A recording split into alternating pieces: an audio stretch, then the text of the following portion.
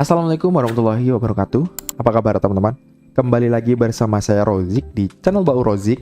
Nah, di video kali ini kita akan ngebahas update terbaru apa saja yang ada di Flutter versi 3.7. Nah, di mana versi ini baru dirilis beberapa waktu yang lalu. Nah, kita akan ngebahas release note-nya apa aja, fitur-fitur yang diupdate apa aja. Oke, langsung aja.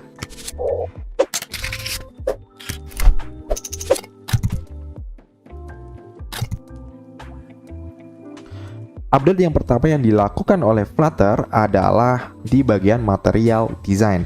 Material design ini adalah toolkit atau komponen yang dapat kita gunakan untuk membantu melakukan proses pengembangan aplikasi di dalam bagian desain, ya, kayak bagian widget gitu ya, yang berhubungan dengan UI maupun UX.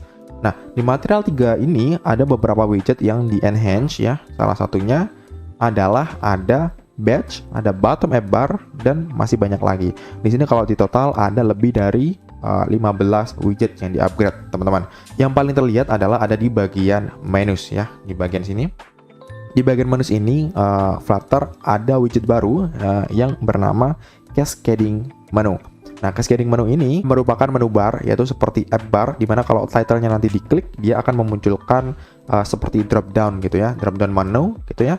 Kemudian ada juga custom context menu ya. Ini bisa teman-teman coba aja di aplikasi teman-teman menggunakan material 3. Nah, untuk menggunakan si material 3 ini, teman-teman bisa menambahkan property use material 3 set dia jadi true gitu ya di theme data, which is itu di dalam material app ya.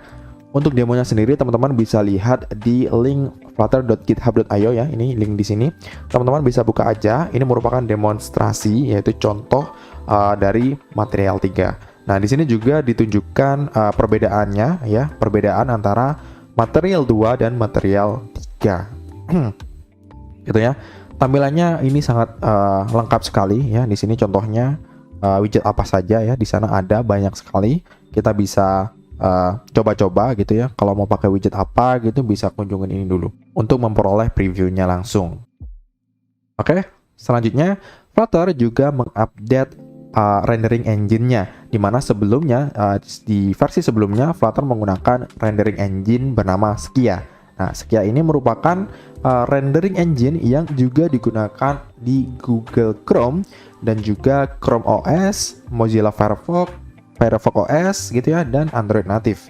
Nah, sekarang Flutter membuat rendering engine baru teman-teman, yaitu bernama Impeller, yang dimana dirasa memiliki kecepatan yang lebih baik dibandingkan dengan Skia.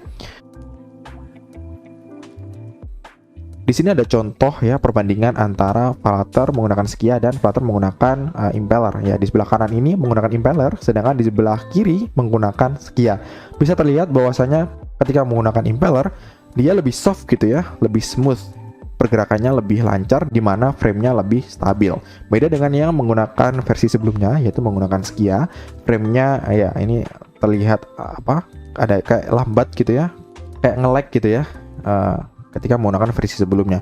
Ini dari sini aja udah kelihatan jelas teman-teman kalau Impeller dan Skia perbedaannya gitu ya. Oke, selanjutnya selain perubahan atau upgrade di rendering engine, Flutter juga mengupdate di bagian iOS. Jadi teman-teman patut bahagia ya buat yang menggunakan iOS. Di sini sebelum teman-teman melakukan submit aplikasi ke App Store, Flutter membantu teman-teman untuk melakukan validasi rilis dari aplikasi teman-teman. Apakah sudah sesuai atau belum konfigurasinya atau environment di dalam aplikasi teman-teman. Nah, ini adalah contohnya ya. Ketika teman-teman melakukan build gitu ya, nanti akan muncul indikasi-indikasi apakah aplikasi teman-teman sudah sesuai atau belum, atau sudah siap dipublish atau disubmit ke dalam App Store gitu ya. Jadi sangat membantu kita dalam proses pengembangan aplikasi yang khususnya di iOS gitu ya. Selanjutnya ada DevTool Updates. Flutter juga peduli tentang debug atau proses development aplikasi kita gitu ya. Di sini ada tambahan baru, sebenarnya ini bukan tambahan tapi upgrade dari fitur sebelumnya, yaitu ada 3 tab gitu ya. Ada tab Profile, Trace, dan Div ya. Di sini mungkin akan terlihat ketika teman-teman menggunakan Android Studio gitu. Sebenarnya ketiga fitur ini ya tetap support dengan fitur sebelumnya yang melakukan debugging terhadap memori ya, dan juga menambahkan beberapa kemudahan untuk melakukan debugging ya. Teman-teman bisa coba sendiri ya, bagi teman-teman yang menggunakan Android Studio pasti akan kelihatan nantinya. Oke, selanjutnya di sini juga ada tambahan frame analysis di dalam performance page. Jadi dapat menganalisa setiap refresh rate dari frame aplikasi kita. Apakah aplikasi kita itu terdapat jank ya? Jank itu adalah proses yang buruk terhadap proses rendering grafis di aplikasi kita. Jadi apakah ada jank atau enggak? Apakah aplikasi kita tambah lambat atau enggak? Gitu ya. Jadi di Flutter versi ini dia juga menenhance analisa kita dalam proses debugging. Berikutnya Flutter juga peduli tentang internationalization, teman-teman. Ini mungkin seperti fitur bahasa ya. Jadi di dalam fitur ini Flutter lebih mendetailkan pesan error ya dari internationalization, dan juga menambahkan nested message ya, seperti di hello ini ya, dia berada di dalam error yang bagian ISO syntax error ini. Jadi lebih detail gitu intinya, yang hubungannya dengan pesan error pada internationalization tools dan dokumentasi. Dia juga lebih jelas gitu teman-teman.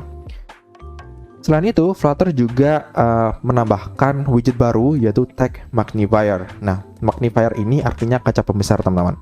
Jadi fungsinya seperti ini. Dia akan ada kayak kaca pembesarnya gini, zoom ketika kita melakukan seleksi text input gitu ya. Ini fitur baru dari Flutter. Nah, fitur ini memudahkan kita untuk melihat lebih jelas lagi teks yang kita seleksi. Selanjutnya fitur upgrade lainnya adalah ada di bagian fonts. Nah, kalau teman-teman dulu sempat memperhatikan di bagian fonts, kalau kita menambahkan font baru pada aplikasi kita diwajibkan untuk melakukan restart. Jadi nggak hanya hot reload aja teman-teman. Nah, ini akan membutuhkan waktu yang cukup lama. Untuk itu, sekarang ini kita tidak perlu lagi restart aplikasi kita. Kayak stop, terus jalanin ulang, itu kita nggak perlu lagi. Sekarang kita bisa langsung hot reload aja. Sesimpel itu. Oke, selanjutnya buat teman-teman yang menggunakan platform iOS, mungkin ini cukup familiar gitu ya. Nah, sekarang Flutter ada widget baru juga, yaitu backdrop filter. Nah, widget ini akan memblur bagian backgroundnya teman-teman. Nah, mungkin kalau pengguna iOS ya sudah akrab dengan ini ya. Jadi sekarang yang bisa menggunakan ini nggak hanya iOS saja ya kan. Sekarang teman-teman yang menggunakan Android bisa menggunakan widget ini ya. Selanjutnya gitu ya, sekarang Flutter juga mengenhance kemampuan dari memori manajemen aplikasi kita, sehingga aplikasi kita akan memakan memori yang lebih sedikit dan pastinya tidak mengurangi kecepatan atau performa dari aplikasi kita sendiri.